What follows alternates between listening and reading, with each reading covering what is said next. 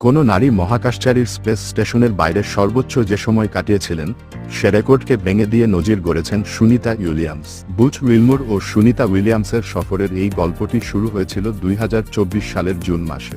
Boeing এর তৈরি Starliner স্পেসক্রাফটের প্রথম মনুষ্যবাহী টেস্ট ফ্লাইট বা পরীক্ষামূলক উড়ানে অংশ নিয়েছিলেন তারা। কিন্তু তারা যে ক্যাপসুলে করে মহাকাশ যাত্রা করেছিলেন সেটি একাধিক প্রযুক্তিগত সমস্যার সম্মুখীন হয়। এরপর স্টারলাইনার গত বছর সেপ্টেম্বর মাসের শুরুর দিকে নিরাপদে পৃথিবীতে ফিরে আসে, যার ফিরে আসার অর্থ ছিল মহাকাশে থেকে যাওয়া 2 নভোচারীকে ফিরিয়ে আনার জন্য আরও একটি নতুন যানের প্রয়োজন। সেই কথা মাথায় রেখে নাসা পরবর্তী নির্ধারিত ফ্লাইট হিসেবে বেছে নিয়েছিল একটি স্পেসএক্স ক্যাপসুলকে। গত বছর সেপ্টেম্বর মাসের শেষের দিকে ইন্টারন্যাশনাল স্পেস স্টেশনে পৌঁছায় স্পেসএক্স ক্যাপসুল। 8 দিনের মিশনে মহাকাশে গিয়েছিলেন, কিন্তু কাটাতে হলো দীর্ঘ 9 মাস। অবশেষে পৃথিবীতে ফিরে এসেছেন নাসার 2 মহাকাশচারী বুচ উইলমোর ও সুনিতা উইলিয়ামস।